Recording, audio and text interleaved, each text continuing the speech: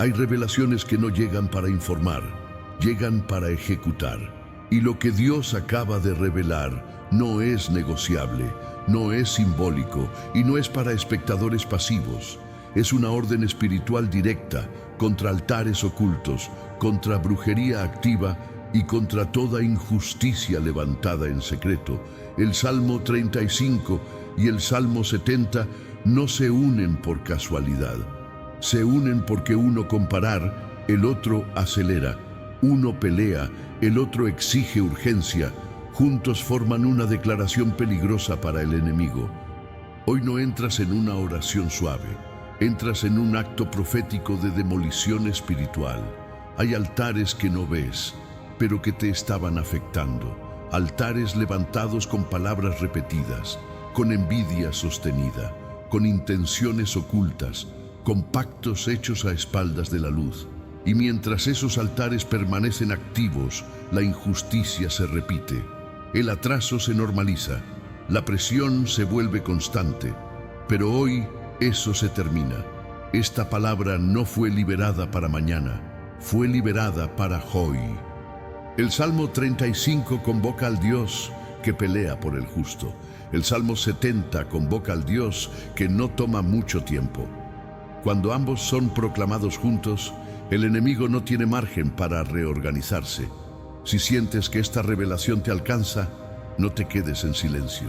Escribe ahora mismo en los comentarios: Dios destruye todo altar oculto contra mí. No es solo participación, es posicionamiento espiritual. Y quédate hasta el final. No salgas, no avances, no escuches de fondo. Este video fue diseñado como un flujo continuo, donde cada parte cumple una función específica en la demolición del enemigo. Salir antes es interrumpir un proceso que ya comenzó a activarse. Ahora, aquieta tu mente. Respira profundamente, porque vamos a orar, y cuando esta oración comienza, los altares comienzan a caer. Dios justo y poderoso, Dios que no ignora la injusticia ni tolera la obra oculta, hoy nos presentamos delante de ti, no como víctimas, sino como hijos que confían en tu intervención inmediata. No venimos a pedir permiso, venimos a alinearnos con lo que tú ya decidiste. Hoy levantamos el Salmo 35 como grito de confrontación y el Salmo 70 como clamor de urgencia. No para convencerte, sino para ejecutar tu voluntad en la tierra.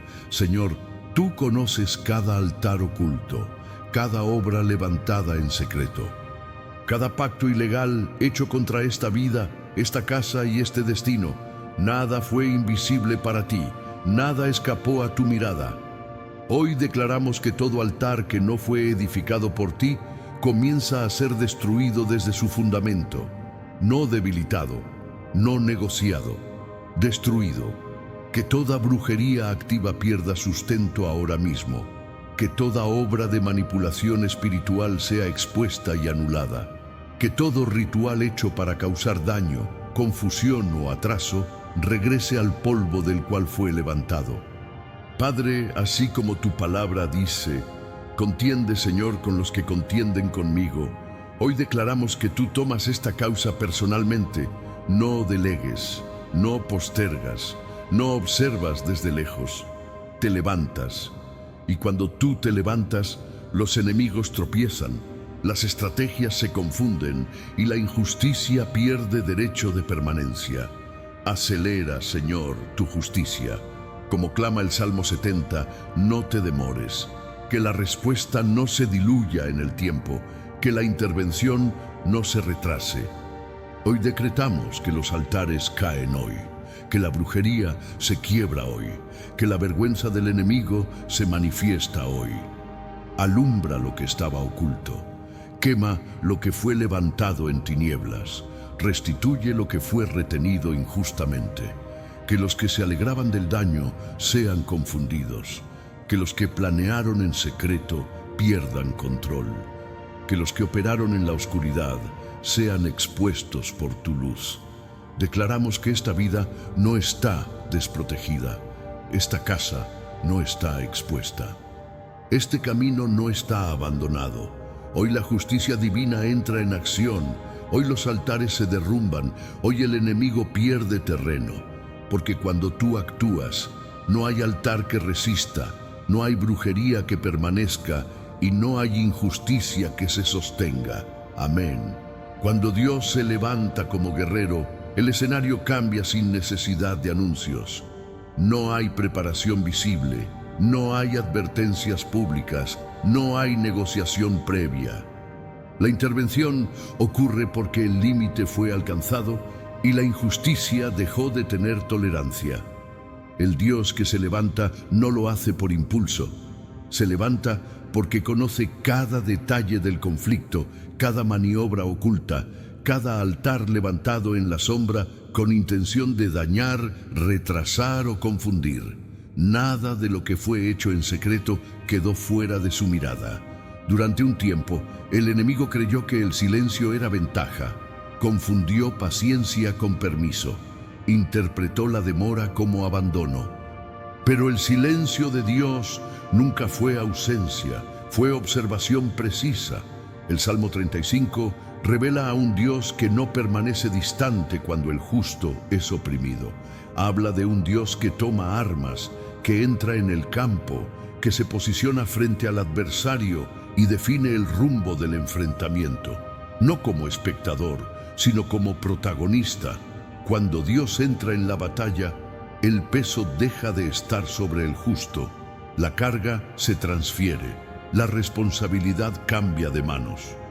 La presión se desplaza hacia quien la provocó. Este levantarse no es simbólico, tiene efectos reales en lo invisible que pronto comienzan a reflejarse en lo visible. Estrategias enemigas pierden coherencia. Planes que parecían bien estructurados comienzan a mostrar fallas internas. La seguridad del adversario se convierte en nerviosismo. No porque alguien los confronte directamente, sino porque el terreno espiritual dejó de sostenerlos. Dios se levanta como guerrero cuando la causa es justa y el abuso fue prolongado. No actúa por capricho, actúa por justicia. Hay altares que operan precisamente porque nadie los ve. No necesitan grandes rituales ni manifestaciones evidentes. Funcionan con repetición silenciosa, con intención persistente, con acuerdos no declarados. Mientras permanecen ocultos, producen desgaste continuo. Pero cuando Dios se levanta, la ocultación deja de proteger. La sombra pierde profundidad.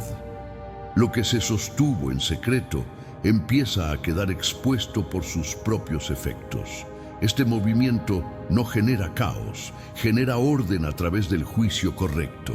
El Dios guerrero no ataca sin objetivo, va directo al punto donde se originó el conflicto. No se distrae con síntomas cuando puede confrontar la raíz. Eso es lo que comienza a suceder ahora en el mundo espiritual. La raíz del problema entra en foco. Muchos intentaron resolver consecuencias visibles sin entender por qué volvían a aparecer. Cerraban una puerta y otra se abría. Avanzaban un tramo y algo los detenía de nuevo. No era falta de esfuerzo ni de fe, era una raíz aún activa. Cuando Dios entra en la batalla, esa raíz es localizada. El Salmo 70 se une a este momento como clamor de urgencia. No añade desesperación, añade velocidad.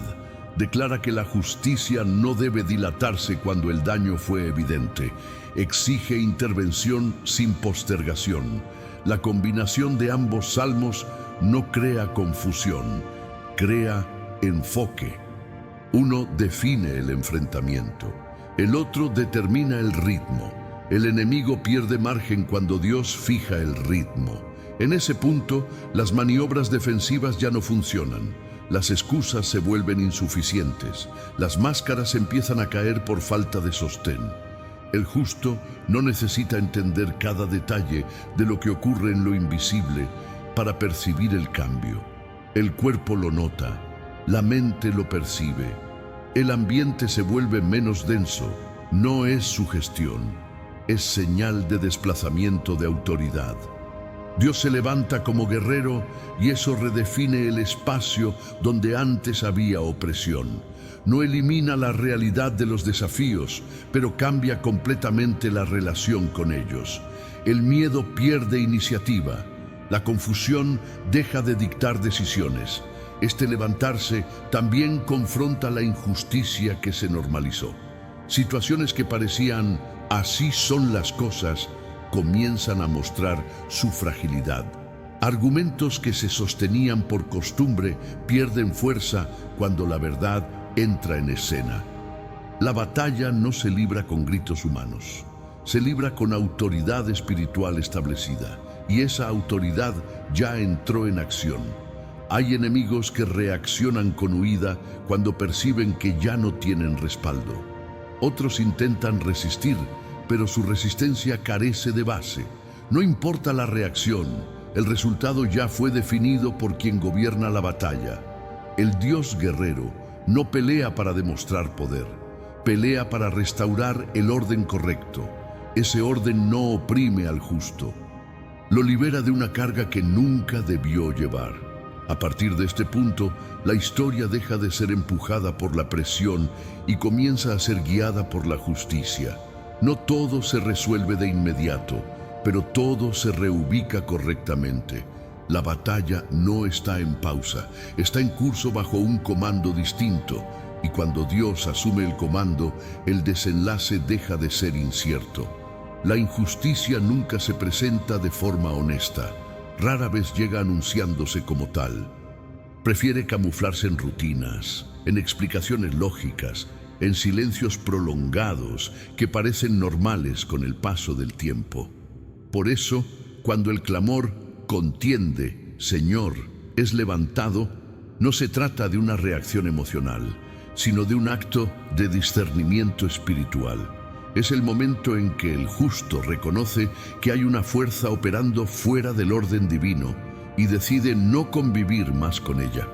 Contender no es pelear a la manera humana. No es discutir, no es justificar, no es entrar en el mismo terreno del adversario.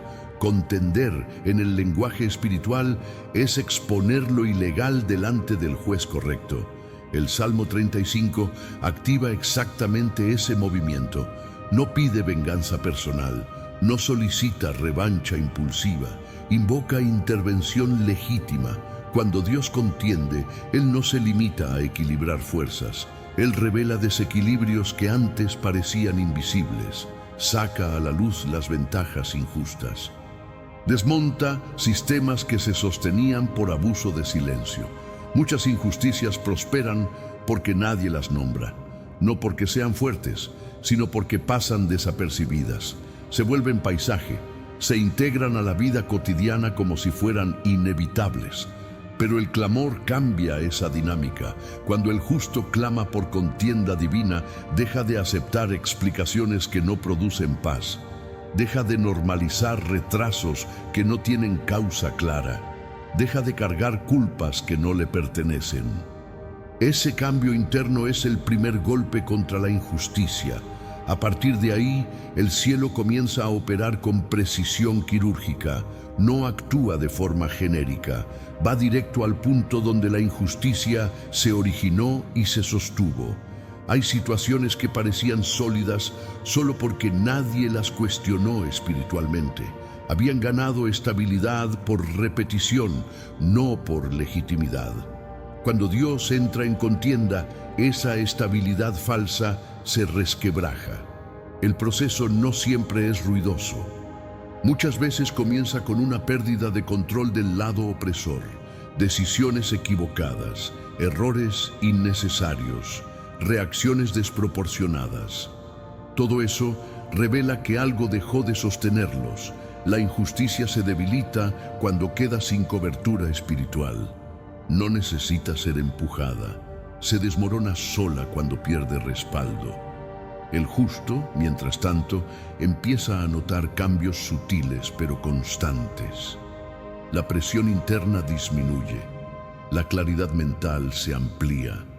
La sensación de estar siempre en desventaja comienza a disiparse. No es euforia, es reubicación. Dios, al contender, no convierte al justo en agresor. Lo reposiciona como alguien que ya no está a la defensiva. Eso cambia completamente la forma de caminar, decidir y esperar. El Salmo 70 se suma a este momento como acelerador de justicia. No añade desesperación, añade urgencia santa. Declara que aquello que fue identificado como injusto no debe prolongarse indefinidamente. Esa combinación produce un efecto claro. La injusticia pierde tiempo. Procesos que antes se estiraban sin explicación empiezan a resolverse. Bloqueos que parecían normales se vuelven incómodos para quienes los sostenían.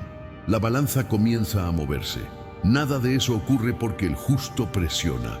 Ocurre porque Dios decidió intervenir. Hay una diferencia profunda entre luchar por derechos y entregar la causa al contendiente perfecto. Cuando Dios toma la causa, el desgaste disminuye porque la carga cambia de dueño. La injusticia no desaparece por negación. Desaparece cuando es confrontada desde la autoridad correcta. Este momento marca el inicio de esa confrontación real. No se trata de que todo se resuelva de inmediato, sino de que todo deje de operar sin consecuencias. La contienda divina introduce consecuencias donde antes solo había impunidad. Y cuando la impunidad se rompe, el sistema injusto colapsa. El justo no necesita observar cada detalle del proceso. Le basta con permanecer alineado, con no volver a aceptar lo que ya fue expuesto, con no retroceder al silencio cómodo. La injusticia comienza a ser confrontada porque el cielo ya se movió. No por presión externa, sino por decisión soberana. A partir de aquí, el camino no vuelve a ser el mismo. No porque todo sea fácil, sino porque todo empieza a ser justo. Si esta palabra confirma que Dios está entrando en tu causa y confrontando lo que antes parecía intocable, escribe en los comentarios: Dios contiende por mí. Y si deseas seguir recibiendo palabra, discernimiento y oración en este nivel, suscríbete al canal protegido por los Salmos y permanece bajo esta cobertura espiritual. Exponer no es destruir todavía, es quitar el escondite. Antes de que algo sea derribado, primero debe ser visto tal como es, sin disfraces, sin sombras protectoras, sin la ventaja del anonimato espiritual. Los altares ocultos no se sostienen por fuerza, sino por silencio prolongado. Funcionan mientras nadie los discierne, mientras nadie los confronta, mientras nadie se atreve a llamar a las cosas por su nombre en el mundo espiritual. La luz divina no llega como un reflector violento, sino como una claridad que revela incoherencias. Aquello que parecía normal empieza a sentirse fuera de lugar. Lo que antes se toleraba comienza a incomodar. Lo que pasaba desapercibido ahora genera preguntas. Ese es el inicio de la exposición.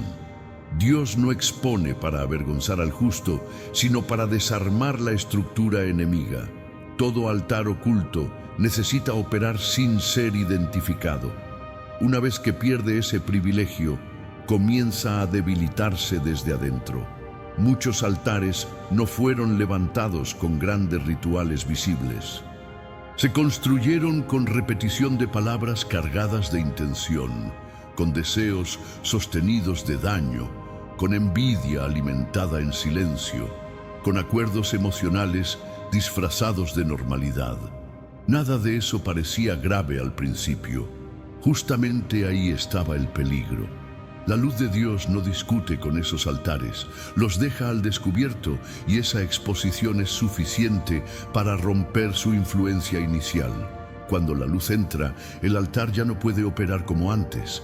Pierde precisión, pierde dirección, pierde respaldo. El Salmo 35 actúa aquí como espada que corta la cobertura falsa. No ataca personas, ataca sistemas ilegítimos. No confronta emociones, confronta estructuras espirituales. Por otro lado, el Salmo 70 introduce urgencia en la exposición. No permite que lo revelado permanezca activo demasiado tiempo. La luz no llega para observar pasivamente, llega para preparar la demolición. Hay personas que, al escuchar esta palabra, comienzan a recordar situaciones que antes no entendían. Patrones repetidos, resistencias sin explicación lógica, conflictos que surgían siempre en el mismo punto. Eso no era azar, era señal de un altar activo. La exposición divina reorganiza la percepción. De repente, ciertas conexiones se vuelven evidentes. Algunas relaciones se leen con mayor claridad. Determinados ambientes muestran su verdadera naturaleza. No se trata de sospecha, sino de discernimiento restaurado. Dios no abre los ojos para generar paranoia. Los abre para romper la ventaja del enemigo. Un altar oculto expuesto ya no puede seguir operando con eficacia. Su energía se dispersa, su influencia se debilita, su propósito comienza a fracasar. La exposición también libera al justo de la autoacusación. Muchas personas se culpaban por no avanzar, por sentirse cansadas, por experimentar presión constante. Pensaban que era falta de fe, falta de fuerza, falta de disciplina. La luz muestra otra realidad. El problema no era interno, era externo y oculto. Esa revelación cambia todo. Cuando el justo entiende que no estaba fallando, sino resistiendo algo ilegal, la carga emocional cae. La mente se ordena, el corazón se alivia, la fe se fortalece sin esfuerzo artificial. La exposición no es el final del proceso, es el punto de no retorno. A partir de aquí, el enemigo ya no puede fingir normalidad. Cualquier intento de continuar operando queda torpe, desorganizado, evidente. Dios expone con precisión, no con exageración. No muestra más de lo necesario, revela exactamente lo que debe ser tratado. Nada queda a medias. Algunos altares serán expuestos a través de cambios repentinos en el comportamiento de quienes los sostenían. Otros quedarán en evidencia por la pérdida súbita de influencia. Algunos se manifestarán como conflictos que salen a la superficie porque ya no pueden permanecer ocultos. Todo eso forma parte del mismo movimiento. La luz no genera caos. El caos aparece cuando lo oculto pierde control. Este momento requiere sobriedad espiritual, no para temer, sino para permanecer alineado, no para investigar obsesivamente, sino para confiar en que Dios está mostrando lo que necesita ser tratado. La exposición divina nunca llega sola. Siempre viene acompañada de autoridad para actuar después. El altar fue visto, la estructura fue identificada, el ciclo oculto fue interrumpido. A partir de ahora, todo avanza hacia la destrucción total de aquello que fue expuesto. El fuego no llega para asustar, llega para terminar lo que ya fue identificado. Después de la exposición, la tolerancia deja de existir y lo que permanecía por ocultamiento enfrenta su desenlace inevitable. Los pactos ilegales no siempre se parecen a acuerdos explícitos. Muchos nacen de palabras cargadas de intención, de consentimientos emocionales dados en momentos de debilidad, de alianzas invisibles que se sostuvieron por repetición y no por legitimidad. Su fuerza residía en el desconocimiento. Su debilidad aparece cuando la luz los deja sin refugio. El fuego de Dios no consume personas, consumir estructuras. No castiga historias humanas, desintegra permisos espirituales que nunca debieron existir. Cuando este fuego desciende, no busca pruebas ni argumentos. Actúa desde la autoridad del Creador que conoce el origen y el destino de cada cosa. Por eso su acción es precisa y definitiva. Un pacto ilegal se sostiene mientras conserva respaldo. Ese respaldo puede ser miedo, confusión, cansancio o silencio. Al perderlo, la estructura se vuelve inestable y comienza a colapsar desde dentro. Aquí ocurre algo determinante. La raíz queda expuesta al calor. no al calor emocional, sino al fuego santo que separa lo verdadero de lo falso sin margen de negociación. Lo que no proviene de Dios no resiste ese encuentro. El Salmo 35 establece el contexto del enfrentamiento. El Salmo 70 fija la velocidad del desenlace. La combinación no genera caos, genera resolución. Donde antes había espera, ahora hay ejecución. Mientras el fuego actúa, los efectos se perciben de maneras diversas. Algunas resistencias se desvanecen sin explicación aparente. Ciertos patrones pierden continuidad. Determinadas presiones dejan de insistir. Nada de eso sucede por azar. El fuego no deja restos peligrosos, no quema parcialmente, no permite reconfiguraciones posteriores. Cuando termina su obra, lo que era ilegal queda reducido a nada operativa. Este proceso no requiere que el justo entienda cada detalle técnico de lo que se está rompiendo. La intervención no depende de análisis humano, sino de autoridad divina. La fe aquí no es curiosidad, es alineación. Hay quienes notarán que antiguas tentaciones pierden atractivo. Otros percibirán que la ansiedad que los acompañaba se vuelve manejable. Algunos observarán cambios externos que antes parecían imposibles de provocar. El fuego actúa de dentro hacia afuera. Los pactos ilegales también incluyen acuerdos heredados, historias repetidas en linajes, ciclos que parecían inevitables, limitaciones que se transmitían sin explicación lógica. Cuando el fuego toca esos pactos, la continuidad se rompe. No por esfuerzo humano, sino por intervención que corta la cadena en su punto de origen. El enemigo confía en la persistencia, no en la verdad. Por eso pierde terreno cuando la verdad se manifiesta con autoridad.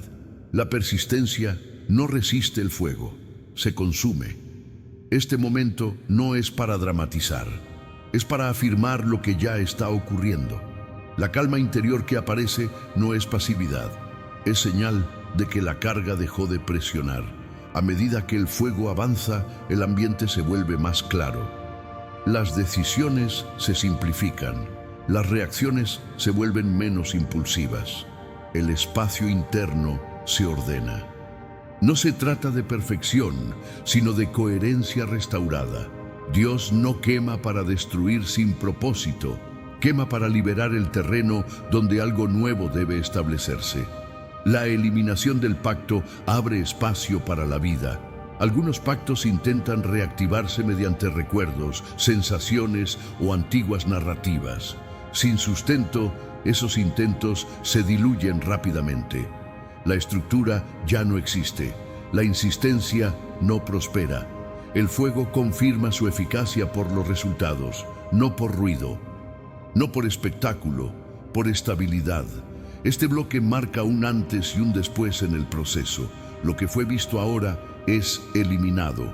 Lo que fue identificado ahora es cancelado. Lo que fue tolerado ahora deja de existir.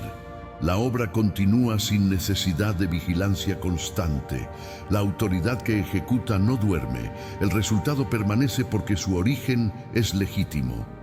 Si percibes que algo que te retenía comenzó a perder fuerza real mientras escuchas esta palabra, escribe en los comentarios: todo pacto ilegal queda destruido. Hazlo como afirmación consciente de lo que ya está siendo ejecutado. Y si deseas seguir avanzando con claridad, cobertura y enseñanza firme, suscríbete al canal Protegido por los Salmos para permanecer conectado a este flujo de palabra y discernimiento espiritual.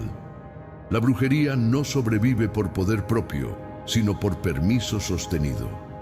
Opera mientras encuentra un espacio donde apoyarse, una brecha abierta, una confusión que la alimente o un miedo que la legitime. Cuando ese sustento desaparece, su actividad se vuelve inestable y finalmente inútil. Después de la destrucción de pactos ilegales, la brujería queda sin base, no porque haya cambiado de intención, sino porque perdió el terreno que la sostenía.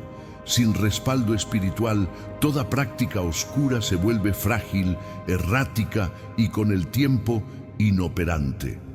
La autoridad nunca estuvo en la obra, estuvo en el permiso. Al ser retirado, la práctica pierde dirección, coherencia y alcance. Eso es lo que ocurre ahora en el mundo espiritual. La brujería activa necesita continuidad para funcionar. Repetición, persistencia, acceso constante. Cuando ese acceso se corta, la actividad entra en colapso interno. No colapsa con ruido, colapsa con desorden. Intentos de activación comienzan a fallar. Los resultados dejan de responder como antes. Las intenciones no producen efecto. La obra se vuelve torpe. Eso no es retroceso parcial, es pérdida de autoridad. El Salmo 35 confronta la injusticia que daba respaldo a la práctica. El Salmo 70 acelera el momento en que esa práctica queda sin margen de ajuste. La combinación no deja espacio para reorganización. Quien opera en lo oculto confía en la estabilidad de sus fuentes. Cuando esas fuentes se secan, no hay sustituto inmediato. La brujería no sabe adaptarse sin permiso. Mientras tanto, el justo comienza a experimentar una sensación distinta, no una euforia repentina, sino una ligereza progresiva. La presión que antes se imponía sin explicación pierde intensidad. La insistencia se debilita, el desgaste deja de acumularse. Ese cambio no viene de sugestión, es consecuencia directa de una estructura que dejó de operar. La brujería pierde autoridad cuando ya no puede imponer efectos. Puede intentar intimidar, pero no puede ejecutar. Puede intentar confundir, pero no puede sostener resultados. Puede intentar insistir, pero no encuentra respuesta. La diferencia se nota en el tiempo. Lo que antes se repetía ahora no regresa con la misma fuerza. Lo que antes drenaba energía ahora se disuelve con rapidez. Lo que antes parecía inevitable ahora se vuelve evitable. Ese es el síntoma de una práctica que perdió base legal. La autoridad espiritual no se mide por intención, sino por efecto real. Cuando el efecto cesa, la autoridad ya no existe. Dios no necesita perseguir la brujería, no necesita combatirla directamente. Basta con retirar el sustento para que se extinga sola. Eso es lo que está ocurriendo. La eliminación de la base produce un silencio distinto, no el silencio de amenaza, sino el de vacío operativo. La práctica ya no tiene dónde afirmarse. Algunos notarán que viejos ataques intentan regresar de manera desorganizada. Otros percibirán recuerdos, sensaciones o pensamientos que antes tenían peso, pero ahora pasan sin impacto. Eso no es retroceso. Es residuos ecológicos de algo que ya no tiene fuerza. El justo no debe responder a esos ecos. No debe dialogar con lo que ya perdió autoridad. No debe reactivar lo que fue cancelado. La estabilidad viene de permanecer alineado, no de vigilar obsesivamente. La brujería pierde sustento porque la verdad ocupó el espacio. Pierde autoridad porque la justicia fue establecida. Pierde continuidad porque el permiso fue revocado. Nada de esto depende de la fuerza humana. Depende de una decisión divina ya ejecutada. La práctica oscura ya no gobierna ni condiciona el entorno espiritual del justo. Su presencia dejó de ser influyente. Su capacidad de interferencia fue anulada. La vida comienza a responder con mayor coherencia. Las decisiones se sienten más firmes. El camino deja de presentar resistencia innecesaria. No todo se vuelve fácil, pero todo se vuelve honesto. Y eso cambia completamente la experiencia. Si percibes que aquello que antes insistía con fuerza, ahora pierde impacto real, escribe en los comentarios: la brujería perdió autoridad sobre mi vida. Hazlo como afirmación consciente, no como desafío. Y si deseas continuar recibiendo palabra firme, discernimiento claro y cobertura espiritual constante, suscríbete al canal Protegido por los Salmos y permanece conectado a este proceso. Existe una ley espiritual que no depende de rituales ni de declaraciones humanas. Toda estrategia construida fuera de la verdad termina revelando su propio vacío. Cuando el enemigo pierde sustento y autoridad, ya no necesita ser empujado. Comienza a fallar por su propio peso. El tropiezo del adversario no ocurre porque el justo ataque, sino porque el sistema que lo sostenía deja de funcionar. Lo que antes parecía calculado empieza a mostrar errores básicos. Las decisiones que parecían inteligentes se vuelven contradictorias. Las acciones ya no producen el resultado esperado. Aquí no hay revancha emocional, bien consecuencia espiritual. Las trampas del enemigo siempre dependen de previsibilidad. Necesitan que la víctima reaccione de cierta manera, requieren que el miedo siga un patrón, funcionan mientras la presión genere respuestas automáticas. Cuando esa previsibilidad se rompe, la trampa pierde utilidad. En este punto del proceso, algo cambia profundamente. El justo deja de ser reactivo, no responde como antes, no se anticipa con ansiedad, no ajusta su vida alrededor del ataque. Esa falta de reacción consciente desarma más estrategias que cualquier confrontación directa. El enemigo comienza a operar a ciegas, supone cosas que ya no son ciertas, invierte energía donde no hay acceso, insiste en caminos que ya no conducen a ningún lugar. Ahí ocurre el tropiezo. No es un accidente aislado, es un error estructural. Las trampas se vuelven visibles porque ya no encajan con la realidad espiritual del momento. La intención queda expuesta por la falta de resultados. El Salmo 35 describe este fenómeno con claridad. Quien cava fosa termina cayendo en ella, no porque alguien lo empuje, sino porque la lógica del mal es autodestructiva cuando pierde cobertura. El Salmo 70 acelera ese desenlace. No permite que el error se prolongue ni que el daño continúe por inercia. La justicia divina reduce el margen de corrección del adversario. A partir de aquí, muchas cosas comienzan a invertirse sin esfuerzo humano. Situaciones que antes perjudicaban, ahora benefician. Intentos de daño generan retroceso para quien los inició. Movimientos pensados para controlar terminan debilitando al propio ejecutor. Nada de eso requiere celebración externa. Es simplemente el orden siendo restaurado. El justo empieza a notar que ya no necesita protegerse de todo. La vida deja de sentirse como un campo minado. La mente recupera espacio para pensar sin urgencia. Ese cambio interno es clave, porque impide que nuevas trampas encuentren reacción inmediata. El enemigo no cae porque el justo lo observe caer, cae porque ya no tiene interlocutor. Las trampas necesitan participación, sin respuesta emocional, sin miedo activo, sin confusión sostenida, la estructura se vuelve inútil. Este momento no es para analizar el pasado con obsesión, tampoco es tiempo de vigilar cada movimiento externo. Es una etapa para permanecer estable, permitiendo que el desgaste opere del lado incorrecto. Algunos tropiezos serán evidentes, otros pasarán desapercibidos. No todos necesitarán explicación. Lo importante no es cómo cae el enemigo, sino que dejó de avanzar. Hay personas que, al llegar aquí, sienten una extraña normalidad. Nada extraordinario ocurre en apariencia, pero algo profundo dejó de presionar. Esa normalidad es señal de que la trampa ya no está activa. El enemigo siempre intenta corregir cuando nota la pérdida de control. Prueba variantes, ajusta métodos, busca respuestas nuevas. Sin autoridad, todos esos intentos carecen de impacto real. No hay necesidad de acelerar nada. El proceso se completa solo cuando la trampa termina colapsando por completo. La paciencia aquí no es pasividad.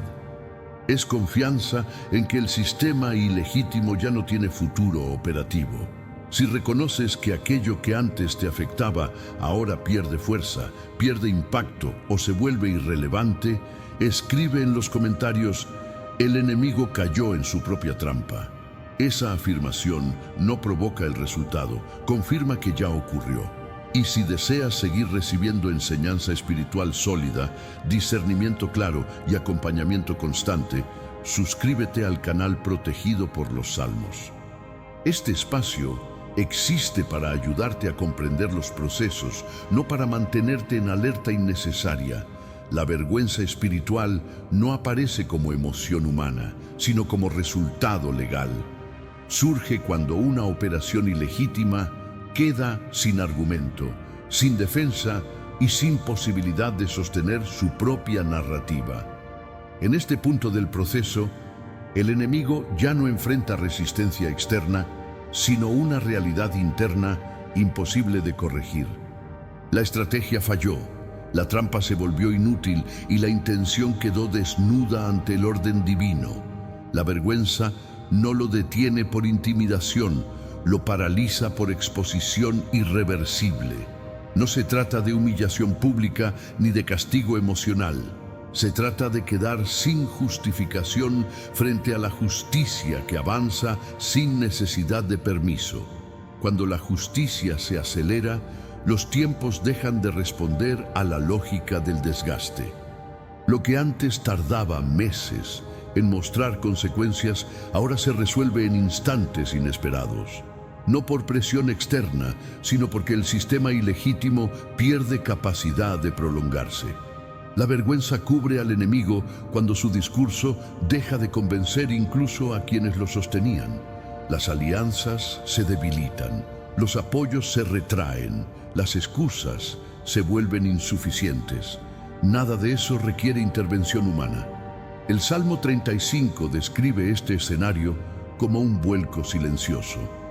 Quien se levantó con soberbia descubre que su fuerza dependía de una ilusión colectiva. Al romperse esa ilusión, la caída se vuelve inevitable. El Salmo 70 introduce una dinámica distinta. La justicia no observa, interviene, no posterga, ejecuta, no analiza, decidir. En este momento la vergüenza funciona como señal clara de que la autoridad cambió de lugar. El enemigo no es confrontado, es desplazado. La aceleración de la justicia no genera caos, genera cierre. Procesos abiertos se cierran. Conflictos sin resolución encuentran desenlace. Situaciones ambiguas pierden ambigüedad. Todo comienza a definirse con mayor claridad. El justo percibe este cambio sin necesidad de explicación técnica. La ansiedad pierde protagonismo. La urgencia se disuelve. La mente deja de anticipar daño. Ese alivio no es ingenuidad, es señal de alineación. La vergüenza también actúa como barrera. Una vez que cubre al enemigo, le impide regresar con el mismo rostro. El intento de reinvención fracasa porque la credibilidad ya fue quebrada. Nada vuelve a operar igual después de este punto. La justicia acelerada no necesita dramatismo. Se manifiesta en decisiones repentinas, en giros inesperados, en cambios que parecen simples, pero alteran completamente el resultado final. Algunos verán puertas cerrarse sin conflicto. Otros notarán que conversaciones pierden fuerza. Ciertos escenarios simplemente dejan de existir. No hay misterio en eso, hay resolución. La vergüenza espiritual no humilla al justo, lo libera de la necesidad de defenderse constantemente. Cuando la verdad avanza, la defensa se vuelve innecesaria, no porque todo haya terminado, sino porque la justicia ya tomó velocidad propia. A partir de aquí, el proceso se sostiene solo, no requiere vigilancia, no necesita empuje, no se requiere desgaste adicional. El enemigo no cae por ataque directo, sino por quedar fuera del sistema que le daba relevancia. La vergüenza lo cubre porque ya no encaja en el nuevo orden establecido. El justo no necesita celebrar la caída. Basta con avanzar sin mirar atrás. La justicia acelerada no se revierte. no se detiene, no se negocia. Una vez activada, completa su recorrido hasta el final. Este momento define el cierre de un ciclo largo, no por agotamiento, sino por decisión divina. Todo lo que debía ser confrontado ya lo fue. Todo lo que debía caer ya cayó. Todo lo que debía acelerarse ya está en movimiento. Nada queda pendiente por resolver en este nivel. No escribo esta carta para impresionar a nadie ni para dramatizar lo que viví. Decidí escribir porque hubo un momento en el que comprendí que lo que me estaba ocurriendo no tenía explicación natural y el silencio ya no era una opción. Durante meses mi vida funcionaba por fuera, pero se desgastaba por dentro. No había un evento concreto que justificara el cansancio constante, ni una crisis evidente que explicara la presión que sentía al despertar cada día. Todo seguía su curso, pero nada avanzaba con coherencia. Intenté ordenar mi rutina, mejorar mis hábitos y revisar mis decisiones, convencida de que el problema estaba en mí. Cuanto más me esforzaba, más evidente se volvía una resistencia invisible que no respondía a ningún ajuste práctico. Había noches tranquilas en apariencia que terminaban con un peso difícil de describir. No era miedo ni tristeza clara, sino una sensación de estar siendo observada desde un lugar que no lograba identificar. Dormía, pero no descansaba. Las conversaciones comenzaron a volverse extrañas. Personas cercanas reaccionaban de formas inesperadas. Situaciones pequeñas se convertían en conflictos innecesarios. Nada escalaba de manera lógica. Pensé que era coincidencia. Después pensé que era estrés. Más tarde, asumí que debía ser una etapa difícil. La palabra espiritual no estaba en mi diagnóstico personal en ese momento. Un día llegué al canal protegido por los Salmos sin buscarlo activamente. El título no me llamó por emoción, sino por precisión. Hablaba de altares ocultos y justicia divina, dos conceptos que nunca había unido antes. Escuché sin expectativa. No estaba buscando liberación ni respuestas sobrenaturales. Solo necesitaba entender por qué todo parecía detenido sin causa visible. Algo ocurrió mientras escuchaba. No fue emoción intensa ni llanto inmediato. Fue una claridad incómoda. Por primera vez, alguien hablaba de efectos sin enfocarse en culpabilidad personal. No se me acusaba de falta de fe ni de errores espirituales. Se describía un escenario externo operando de manera encubierta. Esa noche no hice una oración especial, no repetí palabras, no busqué una experiencia. Simplemente dejé de resistirme a la idea de que el problema no estaba dentro de mí. A los pocos días, ciertas cosas comenzaron a desajustarse alrededor. No mejoraron aún, pero dejaron de operar con normalidad. Personas que siempre parecían seguras comenzaron a mostrarse erráticas. Situaciones que antes fluían con resistencia empezaron a trabarse. Algo estaba perdiendo control. Fue ahí cuando entendí que nunca vi el altar, pero viví bajo sus efectos. No necesitaba verlo para que fuera real. Solo necesitaba que fuera expuesto para que dejara de gobernar. El desgaste empezó a retroceder lentamente, no de forma milagrosa ni repentina, más bien como cuando una presión constante deja de ser sostenida. Mi cuerpo reaccionó antes que mis pensamientos. Dormí mejor. Mi respiración se volvió más profunda. Las decisiones dejaron de sentirse urgentes. No hubo una explicación oficial para lo que estaba ocurriendo. Tampoco la busqué. Lo importante era que algo había sido removido. Por primera vez en mucho tiempo, sentí que no estaba caminando contra una fuerza invisible. El camino no se volvió fácil, pero se volvió posible. Eso fue el inicio, no el final. Continúo esta carta porque lo que ocurrió después fue aún más revelador que el inicio del cambio. Muchas personas esperan que todo se resuelva en el momento exacto de la exposición, pero en mi experiencia, la justicia de Dios se manifestó de una forma más profunda y estructural. Después de ese primer alivio interno, el entorno comenzó a reorganizarse sin que yo interviniera. Conversaciones que siempre terminaban en tensión encontraron cierres inesperados. Algunas relaciones se reubicaron sin confrontación. Otras simplemente perdieron influencia sobre mi vida. No hubo reconciliaciones forzadas ni rupturas dramáticas. Hubo distancia sana. Ese detalle fue clave para entender que no se trataba de emociones, sino de orden. La justicia no llegó como castigo visible. Llegó como reposicionamiento. Personas que operaban con ventaja dejaron de tener acceso. Escenarios que me drenaban energía dejaron de repetirse. Una mañana me di cuenta de algo simple. Ya no anticipaba problemas antes de que ocurrieran. Ese hábito había sido parte de mi vida durante tanto tiempo que no lo había cuestionado. Pensaba que era prudencia. Descubrí que era desgaste. Con el paso de los días, también cambiaron mis pensamientos respecto al futuro. Antes, todo se sentía frágil. Ahora, incluso sin garantías, había una base firme. Eso no fue producto de optimismo, fue consecuencia de estabilidad espiritual. La justicia de Dios no me dio ventaja sobre otros, me devolvió coherencia. Cada cosa empezó a ocupar el lugar que le correspondía.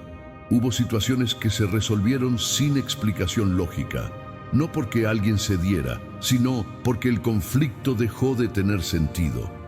Eso fue lo más sorprendente. Cuando el altar cayó, también cayó la necesidad de insistir. Comprendí que la justicia divina no busca compensar emocionalmente, busca restablecer equilibrio. Hoy no puedo señalar un momento exacto en el que todo cambió. No hubo un día marcado ni una fecha específica. Lo que hubo fue un proceso que se consolidó sin retrocesos. Eso me dio paz. Escribo esta segunda parte para quien piensa que la intervención de Dios solo se manifiesta como un evento espectacular. A veces se manifiesta como una normalidad restaurada. La vida continúa, pero ya no se siente torcida. Las decisiones no pesan, el descanso es real. No necesito entender cada detalle espiritual de lo que ocurrió. Solo sé que algo ilegítimo fue removido y algo justo ocupó su lugar. Eso fue suficiente. Agradezco al canal protegido por los Salmos por no simplificar procesos complejos ni vender soluciones rápidas. Lo que recibí fue claridad, no espectáculo, y eso cambió todo. Cuando Dios toma una causa, la lógica humana deja de ser el marco de referencia. La situación ya no avanza según argumentos visibles, influencias sociales ni cálculos de fuerza, sino conforme a un criterio superior que no necesita consenso para operar. Entregar una causa no es rendirse, es reconocer que el conflicto superó el alcance personal. Ese reconocimiento no debilita al justo, lo libera de una responsabilidad que nunca le correspondió cargar en soledad. A partir de ese punto, la dinámica cambia sin previo aviso. Las presiones externas pierden capacidad de imponer ritmo. Las expectativas ajenas dejan de condicionar decisiones internas. La urgencia fabricada se disuelve. Dios no pelea desde la emoción, pelea desde la autoridad. No responde a provocaciones, responde a injusticias objetivas. No actúa para demostrar poder, actúa para restablecer orden. Cuando la causa pasa a sus manos, los movimientos ya no dependen de explicaciones previas. Las resoluciones aparecen sin negociación. Los desenlaces se producen sin desgaste acumulado. Las soluciones no requieren validación externa. El justo percibe este cambio primero en su interior. La necesidad constante de justificarse desaparece. La tendencia a anticipar ataques pierde sentido. La mente recupera espacio para pensar con claridad. Eso no significa ausencia de desafíos, significa cambio de enfoque. La atención deja de estar fijada en el adversario y se traslada al camino que continúa. Dios no toma una causa para prolongarla indefinidamente, la toma para cerrarla. Ese cierre no siempre coincide con expectativas personales. A veces ocurre a través de giros inesperados. Otras veces se manifiesta como pérdida de interés del lado opresor. En ciertos casos, la resolución llega porque el conflicto deja de tener sustento. Nada de eso requiere confrontación directa. Cuando Dios pelea, el enfrentamiento no se desarrolla en el mismo nivel donde nació el problema. La batalla se traslada a un plano donde el adversario no tiene acceso. Ahí, las estrategias humanas se vuelven irrelevantes. La causa tomada por Dios no vuelve a manos del justo. No se delega nuevamente, no se devuelve para ajustes finales, permanece bajo su gobierno hasta completarse. Esa certeza produce estabilidad, no entusiasmo pasajero. En euforia espiritual, estabilidad real. La vida comienza a ordenarse alrededor de esa seguridad. Las decisiones dejan de ser defensivas. Las relaciones se reorganizan sin conflicto innecesario. Los procesos avanzan con coherencia. Dios pelea sin demora porque no necesita tiempo para reunir recursos. No requiere preparación adicional. No espera condiciones favorables. La demora, cuando existió, tuvo propósito. La acción, cuando llega, tiene dirección. El Salmo 35 muestra a un Dios que entra en escena cuando el justo ya no debe seguir explicándose. El Salmo 70 revela que esa intervención no se dilata cuando el daño fue evidente. La combinación elimina la espera injustificada. A partir de aquí, el resultado deja de ser incierto, no porque todo esté definido en detalle, sino porque la autoridad que gobierna no cambia. El justo no necesita vigilar cada paso del proceso. No debe revisar constantemente si algo se está moviendo. No necesita interpretar cada señal.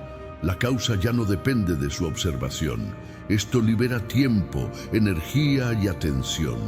La vida vuelve a expandirse más allá del conflicto. El futuro deja de estar condicionado por el pasado inmediato.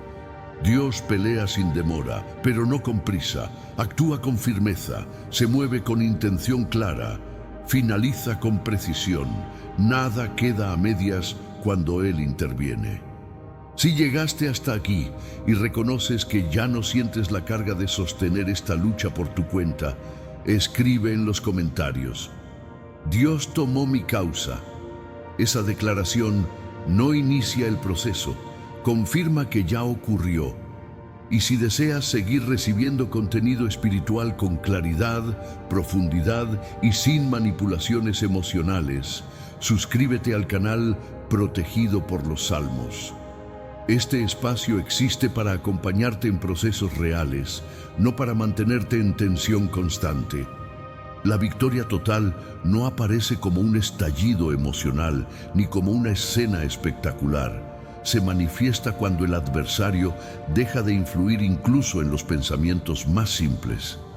Ese momento llega cuando la estructura que lo sostenía ya no existe y su presencia se vuelve irrelevante para el desarrollo de la vida.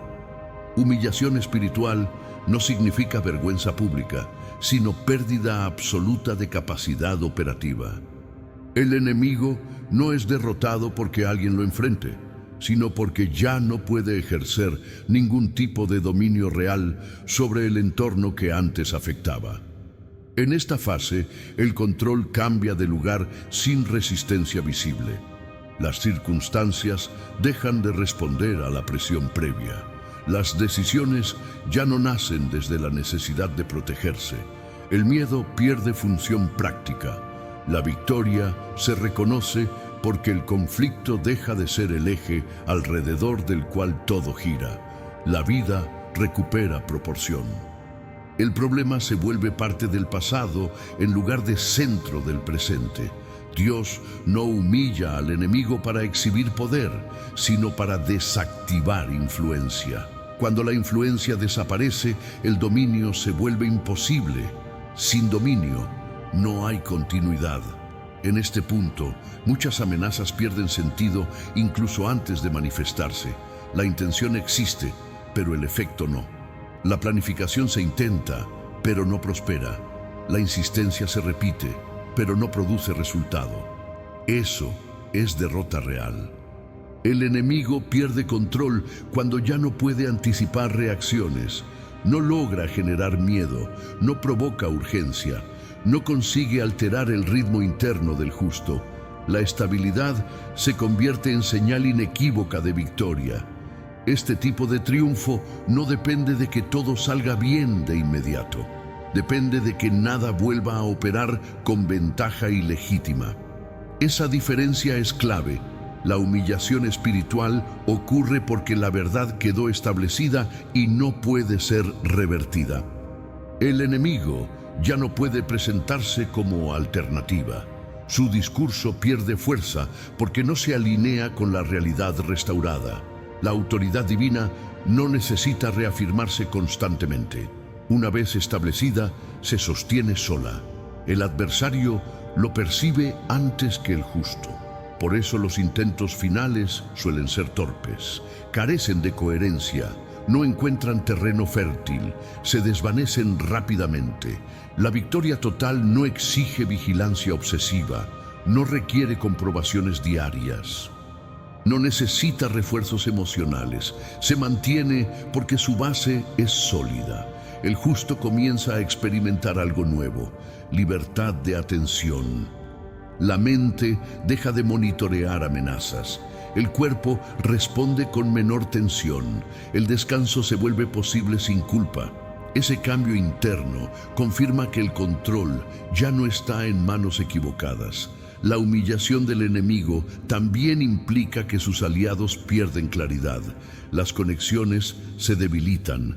Las intenciones se dispersan. Las alianzas se disuelven sin confrontación directa. Nada de eso ocurre por casualidad. Dios no pelea para prolongar conflictos, pelea para cerrarlos. La victoria total marca el punto en el que el capítulo deja de tener continuidad.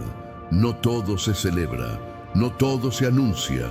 Algunas victorias simplemente se viven. La vida empieza a avanzar sin resistencia constante. Los proyectos dejan de frenarse por causas invisibles. Las relaciones se estabilizan sin tensión añadida. Eso no elimina desafíos futuros, pero cambia completamente la forma de enfrentarlos. El enemigo humillado ya no puede condicionar decisiones, no dicta prioridades, no impone ritmos, no define estados emocionales. Su influencia se reduce a recuerdos sin poder. La victoria total también libera perspectiva. El pasado se entiende con mayor claridad. Las etapas difíciles se reinterpretan. El aprendizaje se integra sin dolor activo. Ese proceso cierra el ciclo de confrontación. A partir de aquí, la historia continúa sin la interferencia que antes distorsionaba cada paso. La normalidad recuperada no es aburrida, es saludable. La estabilidad no es estancamiento, es base firme. El enemigo pierde control porque el sistema que lo sostenía ya no existe. No hay acceso, no hay permiso, no hay continuidad. La victoria no necesita ser defendida, se sostiene sola porque fue establecida correctamente. Después de una victoria real, el caos no permanece como recuerdo permanente. Él se transforma en material de reconstrucción. La restauración consciente no surge de la urgencia por volver a como era antes, sino del entendimiento de que lo anterior ya no sirve como modelo. Algo importante ocurre cuando el conflicto termina. Se revela cuánto fue adaptado solo para sobrevivir. Hábitos defensivos, decisiones apuradas y prioridades mal colocadas comienzan a quedar fuera de contexto porque ya no cumplen ninguna función práctica. Restaurar no implica recuperar todo. Eso significa seleccionar conscientemente qué merece permanecer y qué debe ser descartado sin nostalgia. Dios no reconstruye una vida copiando su versión previa al conflicto. Él reorganiza con base en lo que ahora puede sostenerse sin desgaste oculto. En este punto, la restauración actúa como un reajuste interno profundo. La mente deja de operar en modo de emergencia. El cuerpo responde de otra manera al descanso. Las emociones se vuelven más precisas y menos reactivas. Nada de eso ocurre por su gestión espiritual. Sucede porque la presión constante ya no dicta el ritmo de funcionamiento interno. Algunas personas descubren que su cansancio no provenía del trabajo ni de la rutina, sino de la tensión invisible que obligaba a estar siempre alerta. Al desaparecer esa tensión, el nivel de energía se reorganiza sin esfuerzo forzado. La restauración consciente también redefine límites.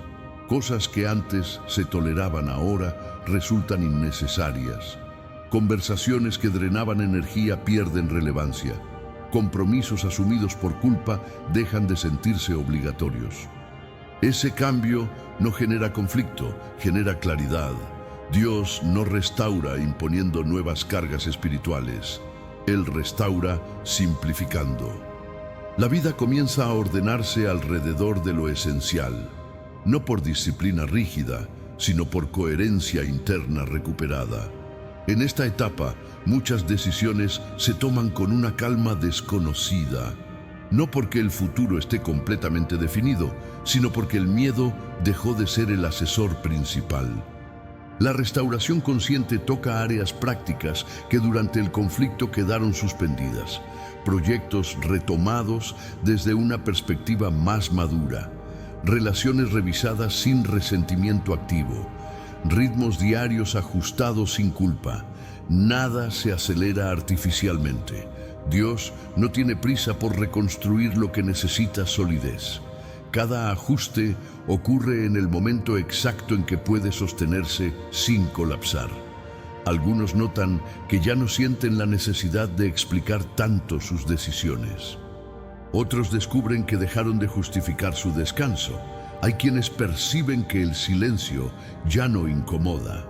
Todo eso señala que la restauración está ocurriendo a nivel profundo.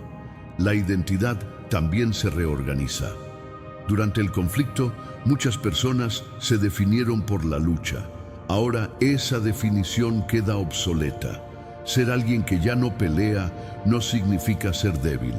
Significa haber salido de una etapa. Dios restaura enseñando a vivir sin la narrativa del ataque constante.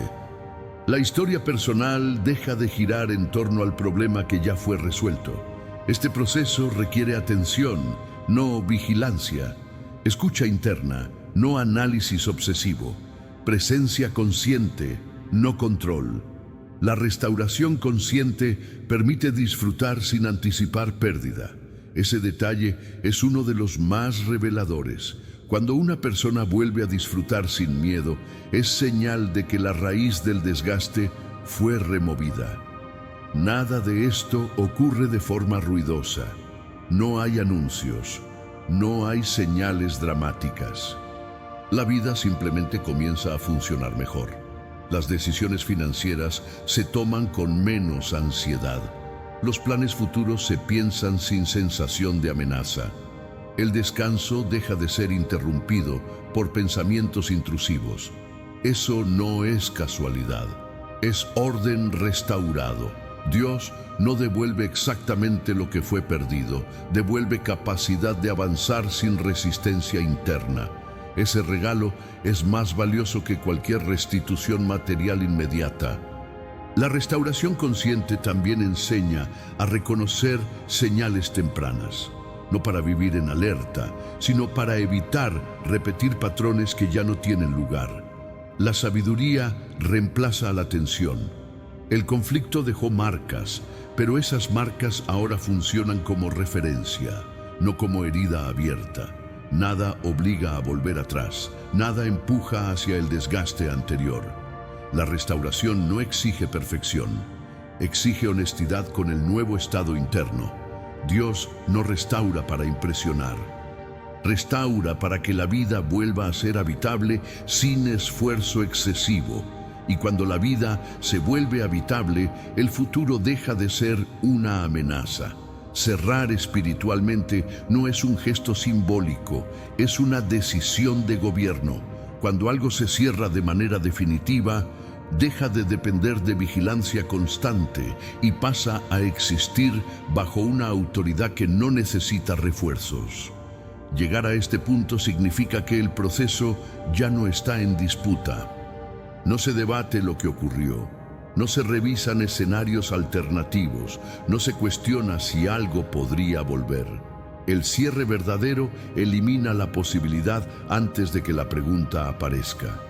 Muchos conflictos espirituales no persisten por fuerza, sino por aperturas mal cerradas.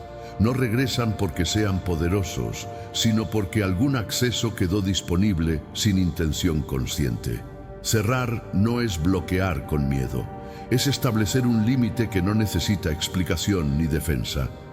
En el ámbito espiritual, lo que se cierra correctamente deja de requerir atención mental. La mente ya no revisita el asunto, el cuerpo no reacciona con alerta. La memoria pierde carga emocional. Ese efecto no es psicológico, es consecuencia de una estructura sellada. Dios no cierra apresuradamente. El cierre divino ocurre cuando ya no hay aprendizaje pendiente ni ajuste necesario. Por eso, cuando se establece, no se reabre. Aquí se define algo esencial. El pasado deja de tener acceso al presente. No se niega lo vivido, no se borra la historia, simplemente se impide que vuelva a interferir. El cierre espiritual definitivo no se siente como una barrera dura, sino como ausencia de interferencia. Lo que antes interrumpía ya no aparece. Lo que antes insistía ya no encuentra respuesta. Ese silencio no es vacío, es estabilidad. Muchas personas confunden cierre con aislamiento. En realidad, cerrar espiritualmente permite relacionarse sin exposición innecesaria. El discernimiento se vuelve natural, no defensivo. A partir de aquí, los límites dejan de ser reactivos. No se colocan porque algo amenaza, sino porque existe claridad suficiente para saber qué no debe cruzarse. Dios no sella para encerrar, sella para preservar. Este cierre alcanza áreas que durante el conflicto quedaron vulnerables. Pensamientos repetitivos pierden acceso. Narrativas antiguas dejan de activarse. Sensaciones asociadas al desgaste ya no encuentran entrada. Nada de eso ocurre por disciplina forzada. Sucede porque la puerta correcta fue cerrada. Un cierre bien hecho no necesita mantenimiento emocional. No exige recordatorios constantes. No requiere reafirmaciones diarias. Permanece porque fue establecido desde la autoridad correcta. En esta etapa, el enemigo no regresa con nuevas estrategias. No porque no quiera, sino porque no puede operar sin acceso. La insistencia se vuelve inútil cuando no hay punto de entrada. Eso produce una libertad silenciosa. La vida comienza a expandirse sin el peso de vigilar para que no vuelva a pasar. El futuro deja de ser observado con desconfianza.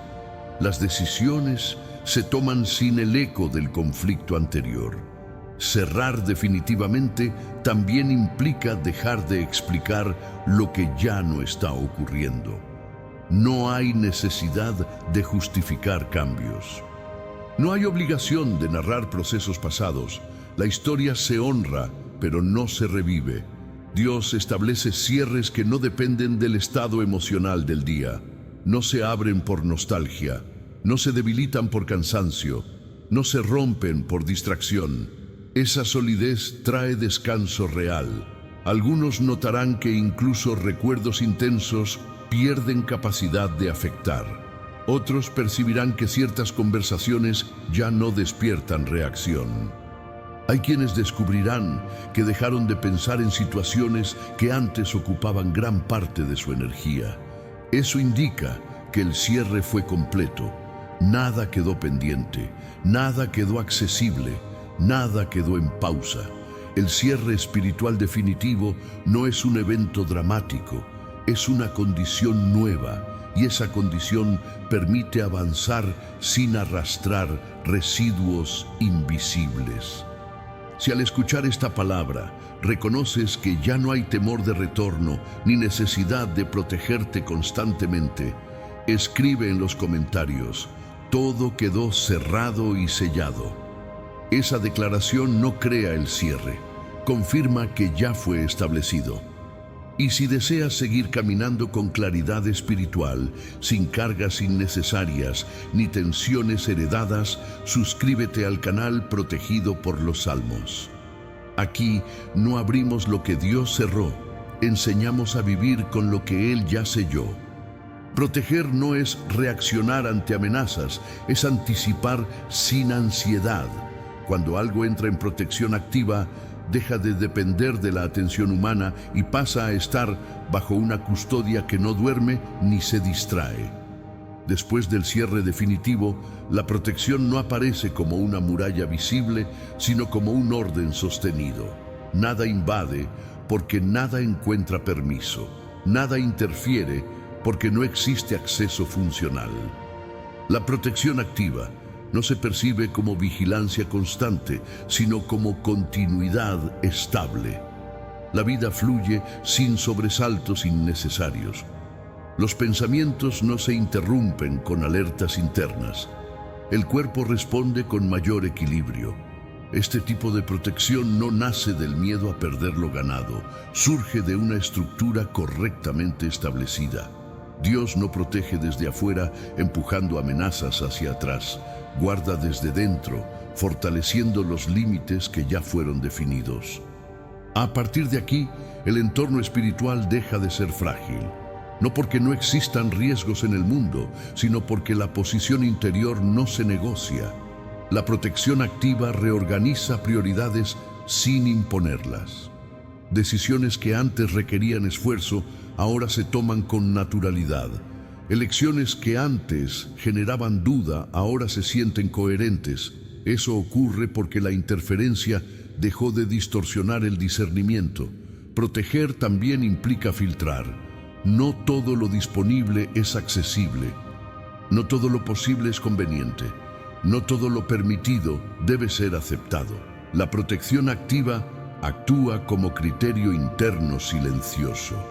Dios no advierte con miedo, orienta con claridad.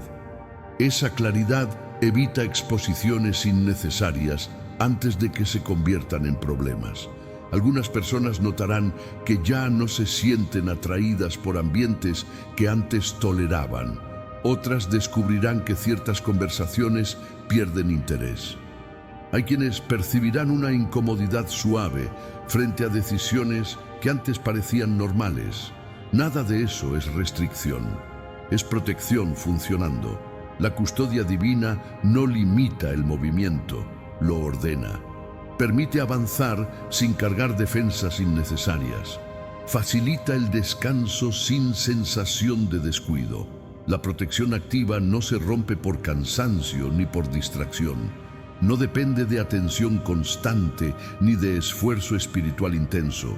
Permanece porque su origen no es humano. Este estado también protege contra retrocesos internos. Pensamientos antiguos no recuperan fuerza. Narrativas pasadas no reclaman espacio. Emociones ligadas al desgaste no encuentran resonancia. El pasado queda aislado sin necesidad de ser reprimido. La protección activa guarda lo que fue restaurado, no para congelarlo, sino para permitir que crezca sin deformarse. El crecimiento ocurre de forma más saludable cuando no hay presión externa constante. Dios no protege para mantener a alguien inmóvil, protege para que el movimiento no destruya lo que fue construido. A partir de aquí, los desafíos que surgen se enfrentan desde otra posición. No activan urgencia, no generan alarma, no alteran la estabilidad interna. El problema deja de ser una amenaza y se convierte en una tarea puntual. Ese cambio redefine la experiencia cotidiana. La protección activa también reduce el desgaste anticipado. La mente ya no simula escenarios negativos. El cuerpo no se tensa sin motivo claro. La energía se conserva. Nada de eso se fuerza. Sucede como consecuencia natural. Dios guarda lo que fue sellado sin necesidad de recordatorios. No exige vigilancia, no solicita confirmación diaria. La custodia es constante porque no depende del estado emocional. Existe continuidad. La vida comienza a sentirse más amplia. El futuro se percibe con menos resistencia. El presente deja de ser una defensa constante. Proteger también significa permitir descanso real. No solo dormir, sino descansar mentalmente. No solo pausar, sino soltar. La protección activa crea un espacio donde la paz no es frágil. Nada necesita ser probado, nada necesita ser demostrado, nada necesita ser sostenido por fuerza. Todo permanece porque fue correctamente establecido. Llegar al cierre no significa detener el movimiento, sino afirmar lo que ya quedó en orden. La bendición final no actúa como broche emocional, funciona como confirmación silenciosa de un gobierno que se estableció y no necesita refuerzos. Aquí, la paz no se invoca, se reconoce. No aparece como sensación frágil ni como alivio momentáneo, sino como estabilidad que sostiene decisiones, ritmos y silencios sin esfuerzo añadido. Desde este punto, el descanso deja de ser una pausa culpable. El cuerpo aprende a soltar tensiones que ya no cumplen función. La mente abandona la costumbre de anticipar peligros que perdieron vigencia. Nada de eso se fuerza. Ocurre porque la presión fue retirada de raíz. La bendición final también redefine el concepto de avance. Ya no se trata de ir más rápido, sino de caminar sin resistencia interna. El progreso recupera coherencia cuando no está empujado por urgencia ni por miedo a retroceder.